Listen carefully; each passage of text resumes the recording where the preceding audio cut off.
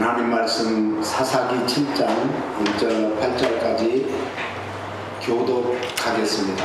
여룻바알이라 하는 기드온과 그를 따르는 모든 백성이 일찍이 일어나 하룻셈 곁에 진을 찾고 미디안의 진영은 그들의 북쪽이요 모레산 앞 골짜기에 있었더라. 여호와께서 기드온에게 이르시되 너를 따르는 백성이 너무 많은즉 내가 그들의 손에 미디안 사람을 넘겨주지 아니하리니 이는 이스라엘이 나를 거슬러 스스로 자랑하기를 내 손이 나를 구원하였다 할까 함이니라. 이제 너는 백성의 귀에 외쳐 이르기를 누구든지 두려워 떠는 자는 길르앗산을 떠나 돌아가라 하라. 야신이 이에 돌아간 백성이 22,000명이요 남은 자가 10,000명이었더라. 여호와께서 또 기드온에게 이르시되 백성이 아직도 많으니 그들을 인도하여 물가를 내려가라. 거기서 내가 너를 위하여 그들을 시험하리라. 내가 누구를 가리켜 내게 이르기를 이 사람이 너와 함께 가리라 하면 그는 너와 함께 갈 것이요 내가 누구를 가리켜 내게 이르기를 이 사람은 너와 함께 하지 말 것이니라 하면 그는 가지 말 것이니라 하시니라. 이에 백성을 인도하여 물가에 내려가며 여호와께서 기드온에게 이르시되 누구든지 개가 핥은 것 같이 혀로 물을 핥은 자들을 너는 따로 세우고 또 누구든지 무릎을 꿇고 마시는 자들도 그와 같이 하라 하시더니 서두로 겨 입에 대고 핥는 자의 수는 300명이요 그 외의 백성은 다 무릎을 꿇고 물을 마신지라. 여호와께서 기드온에게 이르시되 내가 이 물을 핥아 먹은 300명으로 너희를 구원하며 미디안을 내 손에 넘겨주리니 남은 백성은 각각 자기의 처소로 돌아갈 것이니라 하시니 이에 백성이 양식과 나팔을 손에 든지라. 기드온이 이스라엘 모든 백성을 각각 그의 장막으로 돌려보내고 그 300명은 머물게 하니라. 미디안 진영은 그 아래 골짜기 가운데 있었더라. 아멘. 아멘. 옆 사람만 인사합니다. 정상으로 올라갑시다. 골짜기에 있지 맙시다. 골짜기에 있으면 말을 당합니다. 오늘 바로 미디안과 그의 군대들이 골짜기의 지인을 쳐가지고 이제 하나님이 그들을 바로 진멸시키는 그런 말씀입니다. 기드온은 이스라엘의 5번째 사사였습니다. 기드온의 이름의 뜻은 베는 자, 자르는 자, 찍어 넘긴다 이런 뜻이죠. 그래서 벌목꾼이에요. 벌목꾼. 이 벌목꾼들 옛날에 보면은 산에서 큰 나무들을 이제 자르는데 그 동네에서도 제일 힘센 그런 청년들이 벌목꾼을 했어요. 그 정도로 굉장히 힘이 드는 그런 직업이었죠. 그리고 벌목꾼들은 이 담대해야 합니다. 담대하지 않으면 그 나무가 쓰러질 때 어마어마합니다. 소리가.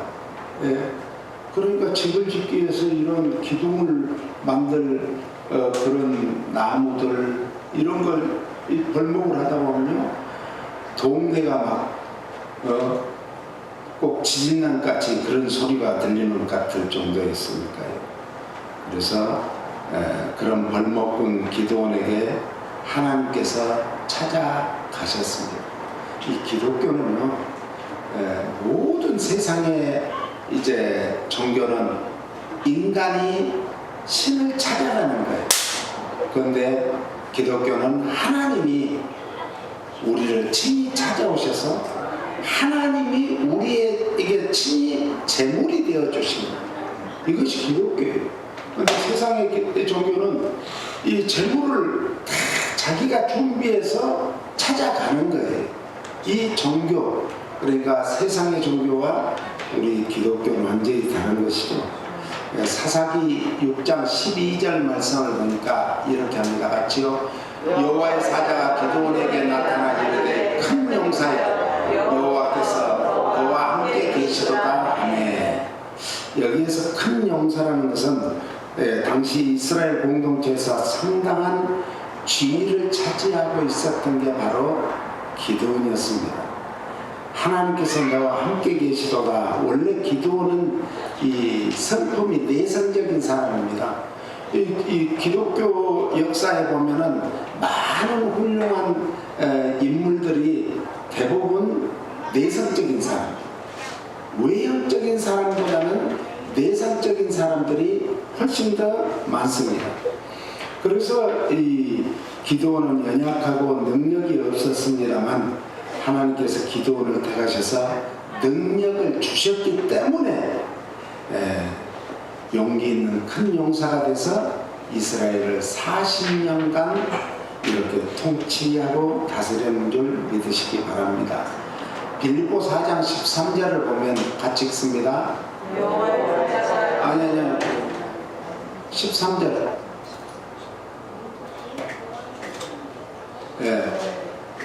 아니요.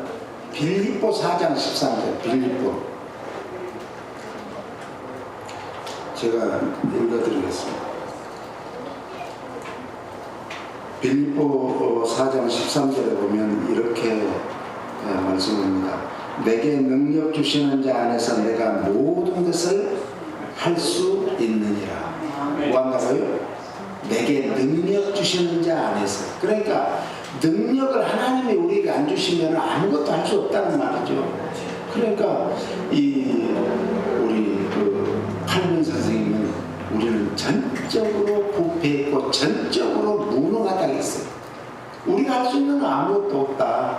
그러니까 하나님이 우리에게 능력 주셔야만이 우리가 모든 것을 할 수 있는 것을 믿으시고, 우리가 부족하더라도 주님 앞에 구하고 찾고 두드리면 반드시 우리에게 기도한 것을 다 응답해 주실 줄로 믿습니다.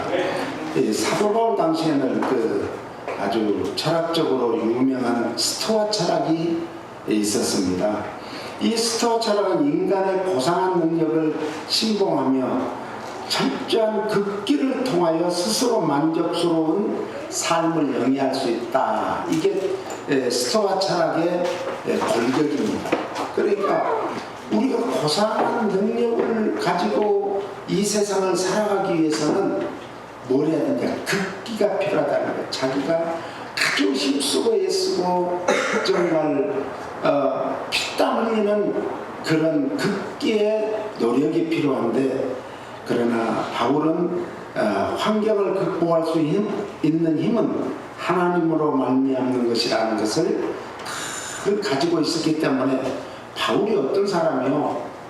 바울은 당시에 자기가 무엇이든지 할 수 있는 그런 어마어마한 교만하고 실제로 또 그렇게 공부도 많이 했고 힘 있는 사람이었지만, 이 바울의 고백은 내게 능력 주시는 자 안에서 내가 모든 것을 할 수 있다.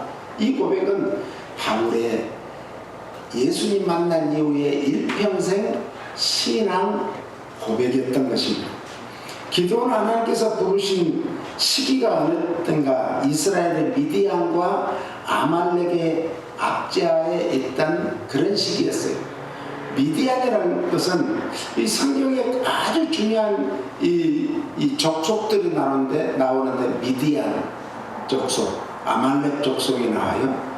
이 미디안은 아브라함과 세 번째 부인 그드라 사이에서 태어난 네 번째 아들이 바로 미디안입니다. 그래 아브라함의 후손이에요. 그리고 지금 중동의 전쟁이 중동이 싸우는 것도 다 아브라함 후손끼리 싸우는 거예요 지금. 예? 그러니까 이스라엘은 정통으로 내려오는 아브라함과 이삭과 야곱과 이 요셉으로 이어지는 정통하고, 지금 그의 중동 다른 나라들은 이제 아브라함의 후손이지만은 누구예요? 이스마엘. 그러니까 누가 그랬대요. 왜 이스마엘과 이삭과는 형제가 맞는데 아브라함하고는 틀리지 않느냐? 아브라함 아시고, 이삭은 이시고, 또 이스마엘 베이시가 아니냐 그러니까 어떤 할머니가 그랬다 하잖아요. 아니 외국 사람들은 성을 뒤에다 쓴다며. 그러니까 그것도 모르냐고 이랬다는 거 아니에요. 그래서 이제 아브라함의 후손이 바로 네 번째 아들이 세 번째 부인에서 난 부인이 그두라고, 그두라에서 난 네 번째 아들이 바로 미디안입니다. 아말렉은 에서의 아들 엘리바스가 그의 첫 딥나와 관계에서 나온 아들이 바로 아말렉입니다. 그러니까 우리가 이 기독교의 정통적인 사상과 또 곁보면 다르죠. 그래서 우리 옛날에는 그 이조 시대에는 서자들은 어떻게 했죠? 관직에 오를 수가 없었어요. 국가의 녹을 넣을 수가 없었어요. 그 정도로 참 힘든 상황이 있었죠. 아무튼 이스라엘의 고통은 그래서 이들로 인해서 이제 하나님을 찾게 되는 거죠. 사람이 힘들고 어려우면은 고향 생각을 한다 하잖아요. 내가 옛날에 살던 옛날에 금잔디 동산에 뛰놀던 그때를 생각한다는 거죠. 그런데 사람이 진짜 힘들면은 하나님을 찾게 됩니다. 그러니까 하나님을 안 믿는 사람이든 믿는 사람들이든 아주 힘들고 고통스러우면 하나님을 찾게 된다고. 그래서 이 이스라엘 백성들이 하나님을 찾아가지고 뭘 했겠어요? 하나님 앞에 호소했어요. 기도했어요. 그래서 하나님께서는 고통 속에서 부르짖는 이스라엘의 기도 소리를 들으셨고 그 백성들을 대적의 압제하에서 구원하고자 작정하셨습니다. 오늘 우리가 이제 아무리 힘들고 어려워도 기도하면 하나님은 다 들으세요.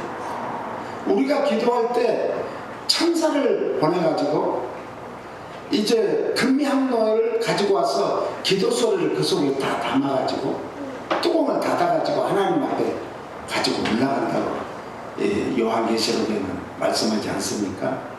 아무튼 이때 기드온이 이스라엘 사사로 소명을 받은 시기였습니다.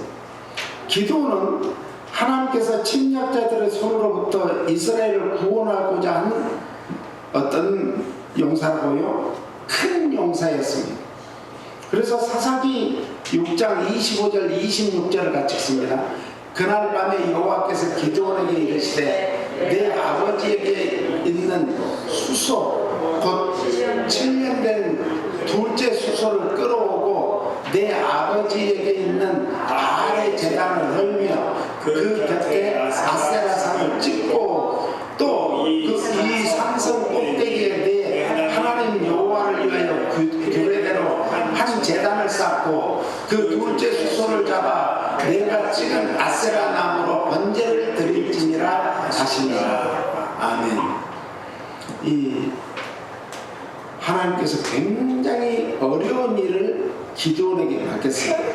그런데 만약에 제가 하나님께서 그렇게 했다면 저는 백주 대낮에 가서 그냥 박살낼 것 같은데 기드온은 어떤 성품이라고요? 소심한 내성적인 성품이라 바로 뛰어가지 못하고 사람들이 안 보는 깜깜한 밤에 가서 아버지가 우상을 숨기던 그 바알신과 아세라 신상을 다 때려 부수고 말았습니다.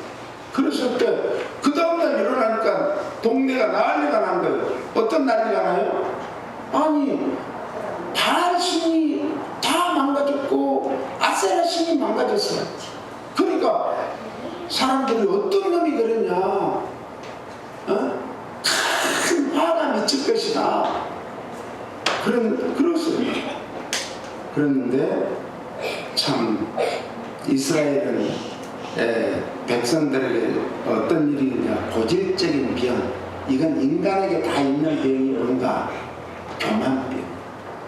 조금 괜찮아지면은 꼭 이방신을 섬기고 조금 조금 괜찮지만 자기가 그냥 밥 먹고 살만하고 좀 사회에 나가서 좀 고개를 딱 세울 수 있는 그런 위치에 있으면은 교만병이에요. 교만병. 제일 무서운 게 교만이에요. 그래서 하나님께서는 교만한 자를 뭐 하신다고요?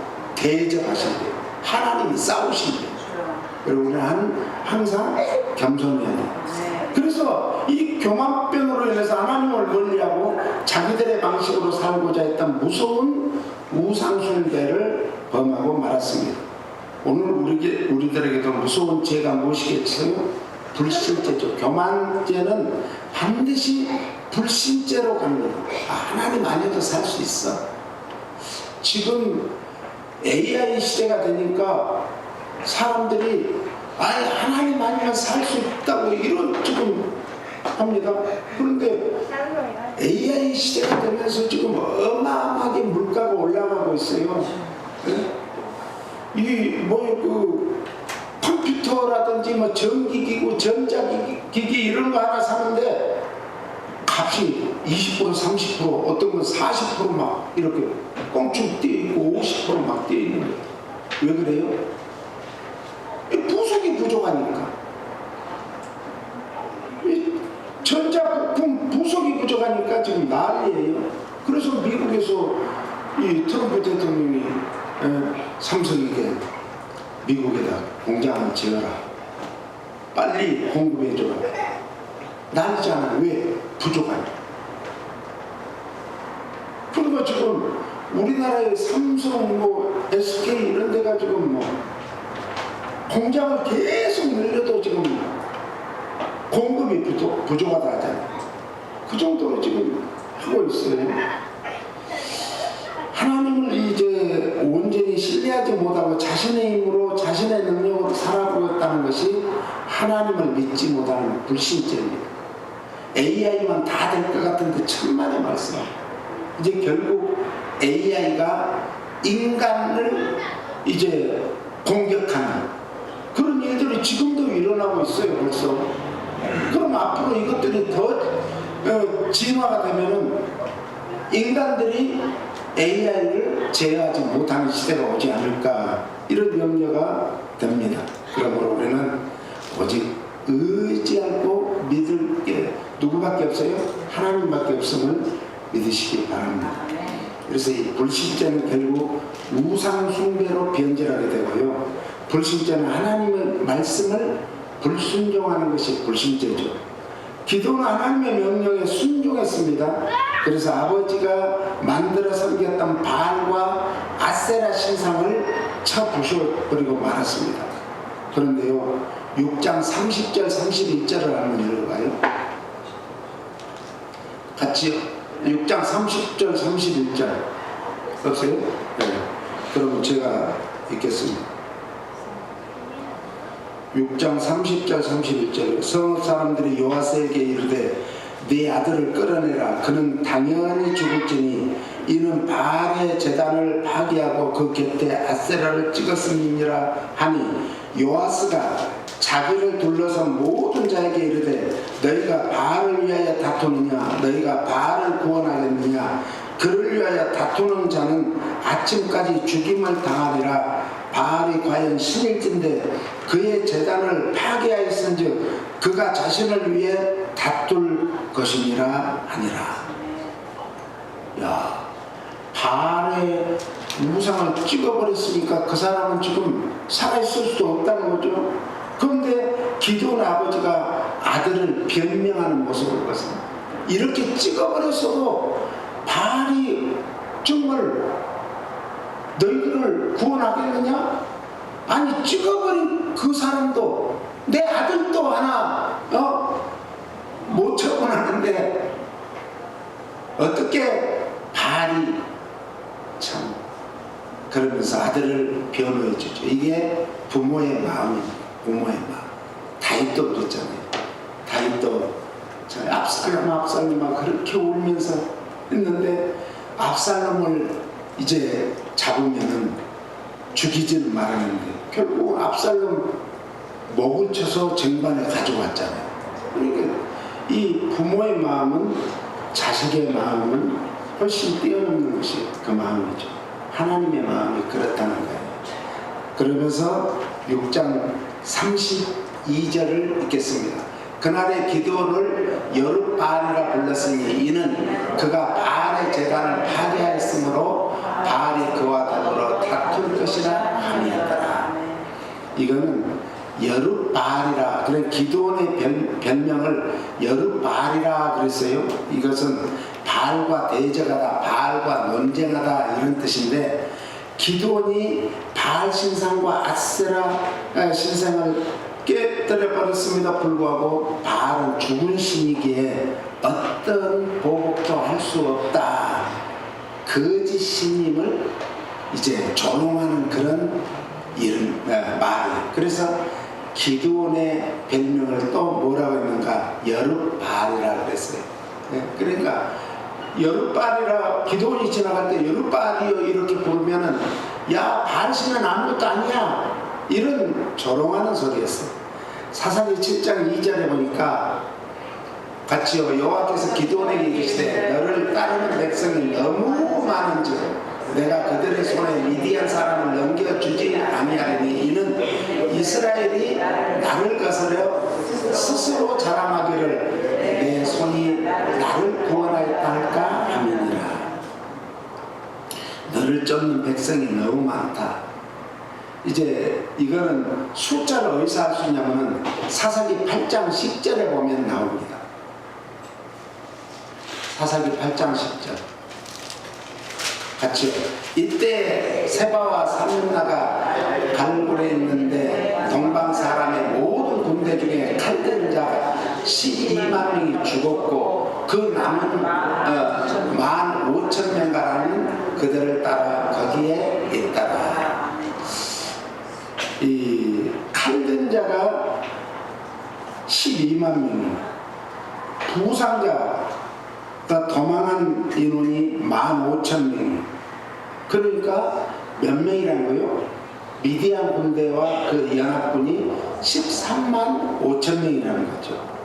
그래서 이스라엘 군사는 정말 이 미디안 군대는요 완전히 그 훈련된 병사였어요.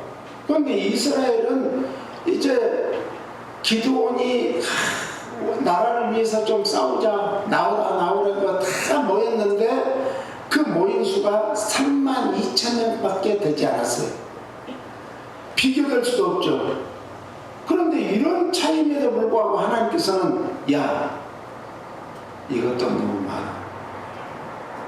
그러니까 이 전쟁사에 보면 적군을 이기기 위해서는 2배의 이 그 군대가 필요하대요. 그리고 현대적으로 보면 적군을 이기려면 2배 이상의 이제 무기가 있어야 된대요. 그런데 이스라엘은 아무것도 아니죠. 32,000명이라고 해봐야 이들은 훈련된 병사도 아니에요. 그런데 13만 5천 명의 그 어마어마한 대군 앞에서 뭐라는 거예요? 너무 많다는 거예요.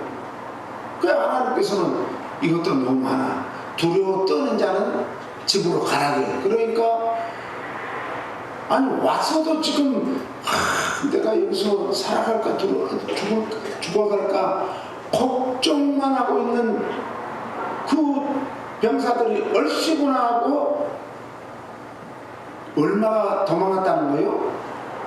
22,000명이 도망갔다는 거예요. 그래 남은 수는 몇 명이에요? 10,000명밖에 안 남았어요. 10,000명밖에. 그러니까 기드온이 모은 그 병사들이 요즘으로 말하면 민병대라고 할 수 있어요. 민병대. 오늘 그 우리나라 군대 제대하고 나서 아는 민방위원들은 다 군대에서 훈련을 한 사람들이에요. 군대 생활을 하고 졸업한 제대한 사람들이에요. 그러니까 민방위만도 못한 게 민병대예요.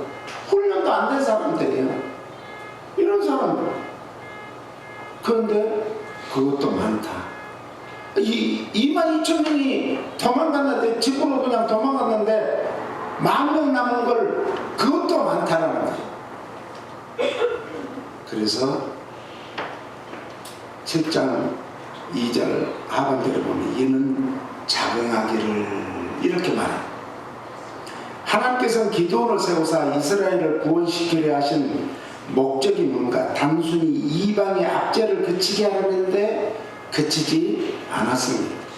그 이유는 강력한 군대 미디안과 그 정말 연합군들에게 승리한 요인을 자신들이 혹시 이기면 능력과 힘에서 찾지 못하게 하기 위해서 10,000명도 많다. 그리고 그러면 어떻게 뽑아요? 그러니까 이제 내 힘으로 다 이겼다는 것을 하기 위해서 그럽니다. 그러면서 10,000명을 데리고 물가로 가라 해서 물가에서 물을 마시게 하라는 거예요. 그런데 물을 마시는 사람들이 어떻게 했다? 9,700명은 무릎을 꿇고 물을 마시고 300명은 손으로 떠서 이제 물을 마시고 개가 잘 타먹었다 그러잖아요. 그래서 그것은 뭐 어떻게 한 것이 중요한 게 아니라 얼마만큼 많은 수를 제거하고 작은 수를 남기기 위한 하나님의 뜻이었습니다. 300명이 남은 거예요. 그래서 이 이스라엘의 전쟁은 여호와의 전쟁이라고 합니다. 그것은 군대의 숫자로서 싸우는 것이 아니라 따라서 믿음으로 순종하는 싸움이었다. 믿음으로 순종하느냐 안 하느냐. 그러니까 이 전쟁은요, 또 우리가 세상을 지금 살아가는 것도 다 전쟁터입니다. 세상을 살아갈 때 믿음으로 순종하느냐 않느냐, 불순종하느냐, 이 둘 중에 하나예요. 사울왕을 하나님이 피한 것도 순종을 안 하고 불순종해서 피한 거예요. 오늘 우리가 하나님 말씀에 순종하는 그런 복을 받기를 예수 이름으로 축원합니다. 그래서 이제 하나님께서는 더 궁극적으로 사실 한 명만 있어도 하나님은 이기게 하실 수 있죠. 그러나 하나님께서는 증인이 필요해요. 작년에 우리 표가 뭐죠? 내 증인이 필요해요. 증인은 많을수록 좋겠지만 너무 많으면 중구난방이 돼. 예수님 당시에 제자들이 정말 있었지만 그 중에 5명만이 예수님을 증언하면서 마태가 본 예수님, 그게 마태복음이에요. 마가가 본 예수님, 이게 마가복음이에요. 누가가 본 예수님, 그래서 누가복음이에요. 그리고 요한이 본 예수님, 그게 요한복음이에요. 이 4명, 그래서 사복음서라 하잖아요. 그래서 마태, 마가, 누가를 공관복음이라 같은 입장에서 봤다 이거예요. 그런데 꽃을 봐도 여기서 보는 것하고 앞에서 보는 것하고 옆에서 보는 것하고 다르잖아요. 모습이 달라요. 이렇게 우리 권사님들 또 집사님들 성도님들이 이렇게 머리를 하고 보면 저는 맨 뒤에 앉았을 때 얼굴이 안 보이니까 뭘 봐요? 뒤통수를 봐요.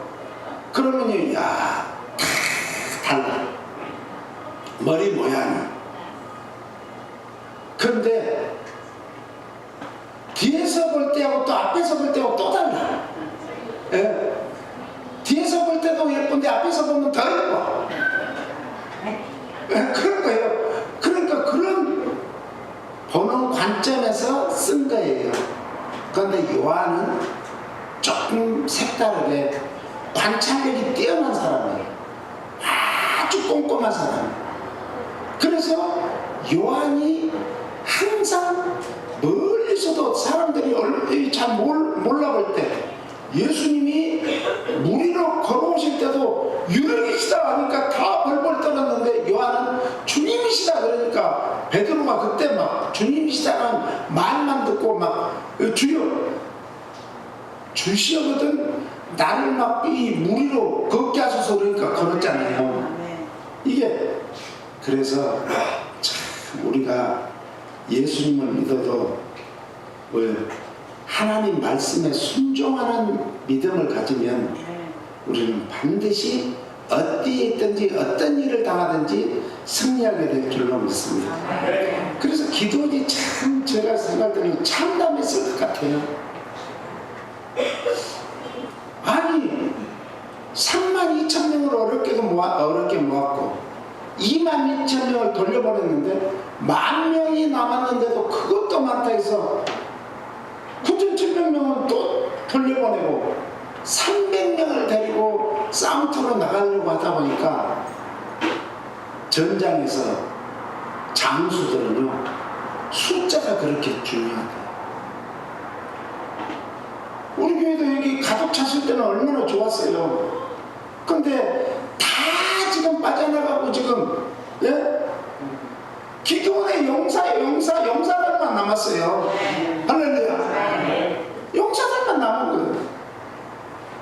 그러니까 기도원이 참 참담했을 것 같아요. 그래서 저는 이것을 사자성어로 뭘로 표현할까 하다가 이렇게 썼어요. 이게 뭐죠? 어불성설이다. 어불성설. 말이 얘기가 되지 않는다 이 말이에요. 말도 안 됩니다 이런 뜻이에요.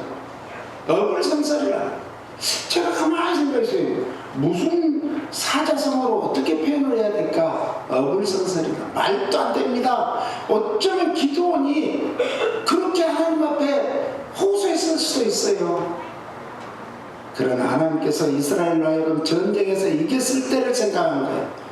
자신들의 능력을 자랑하지 못하게 하고 오로지 하나님의 은혜와 능력을 찬양케 하고 무하기 위해서 증인의 삶을 살라. 무슨 삶을? 증인의 삶을 살라. 그러니까 증인은 많을수록 좋은 것 같지만은 많을수록 딴소리가 나오니까 적당히 써야 돼. 그래서 성경에도 그러고 두세 증인만 쓰는 거예요. 법정에서도 그래요. 법정에서도. 이 증인은 이 직접 목격한 자를 증인이라고 해요. 그래서 아이 위트니스라고 그러죠. 직접 현장에서 목격한 사람을 영어로 아이 위트니스라고 해요. 헬라어로는 마르티스라고 하는데 증인은 순교자라는 뜻이 있습니다. 죽으면 죽으리라. 야, 에스더가 기도할 때 어땠어요? 나를 위해서 기도해 주세요. 모르드게는 그렇게 말했어요. 우리 민족은 나를 위해서 기도해 주세요. 내가 죽으면 죽으리이다. 죽고자 하면 살고 살고자 하면 죽는다. 그래서 결국은 모르드게가 정말 이스라엘 백성에게 가서 지금 왕후 에스더도 죽기를 위해서 각오하고 왕에게 나아가기로 했으니까 우리가 기도하자. 기도밖에 없어요. 그래서 기도를 하는데 하만이라는 놈이 모르드게를 죽이려고 꾀를 부리고 준비해놨던 모든 것이 결국은 뒤집어지잖아요. 우리는요 기도한 사람을 이길 자는 아무도 없어요. 기도한 사람. 그래서 하나님께서는 증인 300명이면 충분하다 웃으면서 그랬을 것 같아요. 그래서 사사기 7장 4절에 보니까 같이 읽겠습니다. 7장 4절. 자, 제가 읽겠습니다.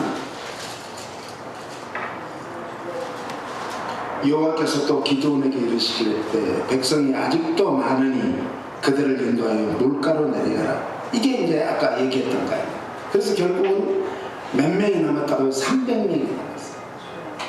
그러니까 우리가 숫자가 많고 작은 게 중요한 게 아니라 얼마만큼 하나님 말씀에 순종하고 믿고 따르느냐가 중요한 거예요. 이게 중요한 거예요.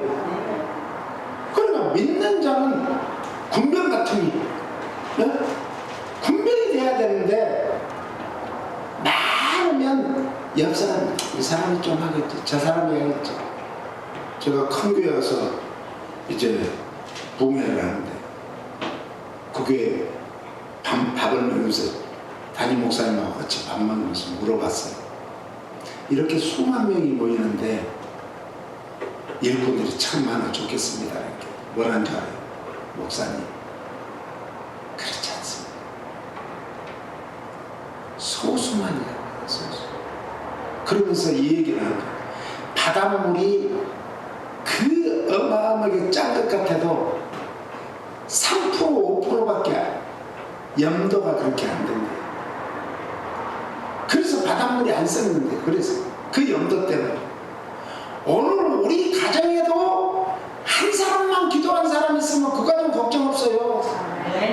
우리 교회에 진정으로 기도하는 사람 몇 사람만 있으면 두세 사람이 모인 곳에 내가 함께 하겠다. 아멘. 걱정 없습니다. 아멘.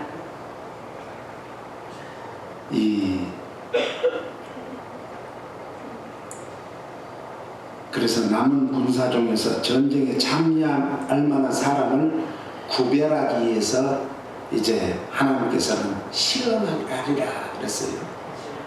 구별한다. 이것은 여기에서는 군인을 선발한다 이거예요. 징집을 대상이 됐다 해서 다 군대 가는 거 아니잖아요.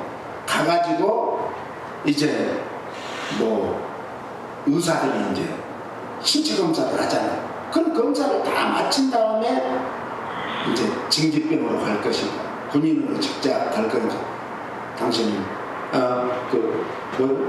보충병이라고 하나요? 보충병으로 갈 것인가? 아니면 당신은 군대 안 와도 돼. 그럼 군대 면제를 받을 것인가? 이렇게 되지 않습니까? 그래서 군인을 선발하는 권한은 기드온에게 있는 것이 아니라 누구에게 있다는 걸 보여주면 하나님께 있다는 거예요. 여러분들이 이 자리에 지금 앉아 계시는 것도 예배 드리는 것도 여러분들이 정말 내가 자의적으로 온 것 같지만 믿음은 하나님이 주신 선물이에요. 그 선물을 받고 오신 줄로 믿으시기 바랍니다. 어떤 사람을 뽑아도 기드온은 그들과 함께 전쟁에 나아가야 함을 강력히 말씀하는 거죠. 하나님이 하시는 일을 왈가왈부하지 말고 뭐래라? 순종만 해라 이런 뜻이에요. 고린도전서 1장 6절, 26절로 29절에 형제들아 너희를 부르심을 보라. 육체를 따라 지혜로운 자가 많지 아니하며 능한 자가 많지 아니하며 문벌 좋은 자가 많지 아니하도다. 그러나 하나님께서 세상에 미련한 것들을 택하사 지혜 있는 자들을 부끄럽게 하려고 하시고 세상에 약한 것들을 택하사 강한 것들을 부끄럽게 하려 하시며 거기까지. 자, 당시 고린도 교회 성도들 가운데 육체를 따라 살펴볼 때 지혜로운 자, 당시의 지혜로운 자는 지식인들, 철학자들을 말합니다. 능한 자는 정치적으로 영향이 있는 인물을 말합니다. 문벌 좋은 자, 귀족에 속한 자들을 말합니다. 그런데 고린도 교회가 이런 사람이 한 사람도 없다는 거예요. 이 말씀은 하나님의 부르심의 기준이 세상의 기준과 다르다는 것을 보여주는 거예요. 예수님의 제자들을 보십시오. 지혜로운 자, 능한 자, 문벌 좋은 자가 있습니까? 없어요. 우리 교회도 그렇잖아요. 저는 오히려 감사한 게 그런 분이 안 계시기 때문에 더 기도하고 더 정말 우리가 하나님 앞에 엎드리지 않을까 이런 생각을 해봤습니다. 그래서 구원받은 자들이 스스로 자랑치 못하게 하고 하나님의 가치 판단 기준을 하나님과 인간의 완전히 기준이 다르다는 것을 가르치고 하나님의 주권적인 섭리는 인간의 조금도 제약받지 않는다라는 뜻입니다. 그러면 왜 소수입니까? 성경은요 많은 이야기를 한 사람 아담으로 말미암아 온 인류가 아직 태어나지도 않은 사람들 모든 인류가 오고 오는 모든 세대가 다 죄를 짊어지고 죄짐을 짊어지고 태어난다는 거. 그런데 한 분 예수 그리스도를 통해서 인류가 구원받게 됐다는 것을 말씀합니다. 이게 로마서 5장 12절로 같이 읽겠습니다. 그러므로 한 사람으로 말미암아 죄가 세상에 들어오고 죄로 말미암아 사망이 들어왔으니 이와 같이 모든 사람이 죄를 지었으므로 사망이 모든 사람에게 이르렀느니라. 죄가 율법 있기 전에도 세상에 있었으나 율법이 없었을 때에도 죄를 죄로 여기지 아니하였느니라. 그러나 아담으로부터 모세까지 아담의 범죄와 같은 죄를 짓지 아니한 자들까지도 사망이 왕노릇하였나니 아담은 오십자의 모형이라. 그러나 이 은사는 그 범죄와 같지 아니하니 곧 한 사람의 범죄를 인하여 많은 사람이 죽었은즉 더욱 하나님의 은혜와 또한 한 사람 예수 그리스도의 은혜로 말미암아 선물은 많은 사람에게 넘쳤느니라. 할렐루야. 그래서 우리가 하나님이 주신 믿음의 선물을 가지고 구원받은 줄 믿으시기 바랍니다. 그래서 이 자리에 서 있게 된 거예요. 그러므로 하나님께서는 그 사랑하시는 아들 예수 그리스도를 통해서 세계 만민을 능히 구원하심을 믿으시기를 축원합니다. 우리는 낳은 사람이 얼마나 중요한가. 우리는 LA에서도 보잘것없는 우리예요. 미국에서는 더할 나위 없죠. 세계 가운데서 보세요. 우리를 기억하는 사람이 있겠어요?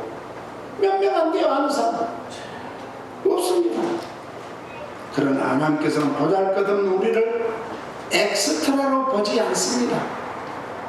영화를 보든지 여러분들이 드라마를 보든지 하면은 엑스트라를 봐요. 누구를 봐요? 주인공을 보죠. 주인공. 하나님은 우리를 다 주인공으로 보십니다. 할렐루야. 옆 사람이 당신이 주인공이십니다. 아멘. 우리가 주인공. 그러므로 우리는 비교급으로 살아서는 안 됩니다. 옆 사람을 보면서 비교하면 안 돼요. 저 사람은 좋은 차 타고 좋은 집에 사는데 그거 아무것도 아니에요. 낙땡이요. 아무것도 아니에요. 그러므로 따라서 나는 최대급으로, 최상급으로, 최고급으로 살아갈 것이다.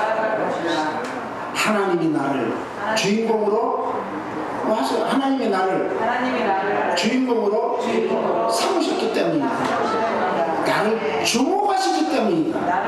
할렐루야. 그래서 아들을 하든지 무엇을 하든지 누구를 만나든지 우리 하나님 아버지를 만난 날을 믿고 기대하고 기다리면서 하나님의 군사로서 하나님의 용사로서 하나님의 도우심으로 하나님의 자녀로서 당당히 믿음으로써 승리하는 남은 여생을 살기를 예수님 이름으로 축복합니다. 그렇습니다. 주님. 오늘 우리는 참 우리가 보잘것없는 인간으로만 생각했지 우리가 그렇게 귀한 존재라는 것을 잊어버렸습니다. 하나님께서는 우리를 엑스트라로 보시지 않고 주인공으로 삼으시고 주인공으로 보시고 주목하시고 계심을 믿고 감사합니다. 예수님 이름으로 기도합니다. 아멘.